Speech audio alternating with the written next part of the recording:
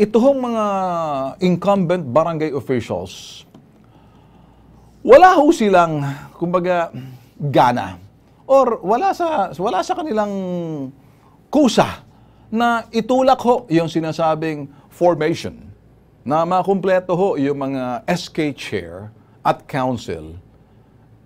Alam niyo bakit?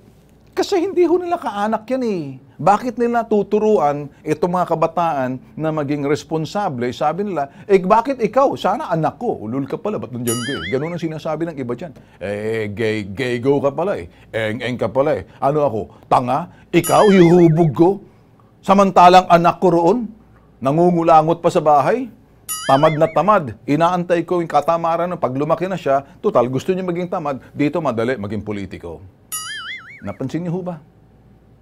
Kasi apo ko yan. Anak ko yan. Yan ang susunod sa yapak ko.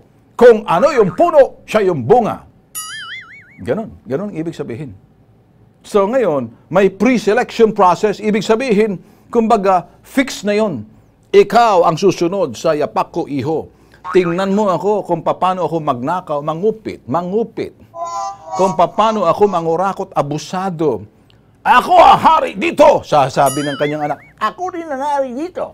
Pag sinabi ng kanyang tatay, mga loko-loko kayo! Sinong hari dito? Sinong mayor dito?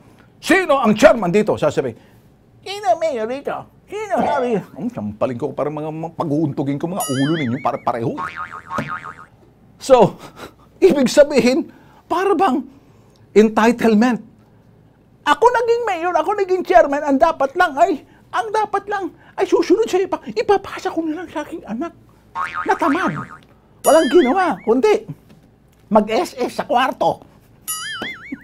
Ang ginawa, pornografiya. Ganon. Tapos ikaw? Sabi ng tatay ko, tumakbo ako eh. Nakikita niyo ho ba?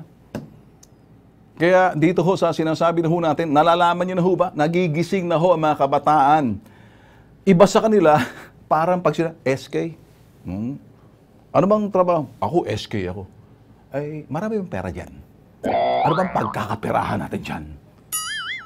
Sandali lang, magkakapera tayo rito. Sino? Pupunta ako sa advisor ko. Sinong advisor mo? Si tatay. Sino? Si Tiyoin. Sino? Si tita. Yan ang ituturo sa akin. Paano maging korakot? Korakot. Kurakot.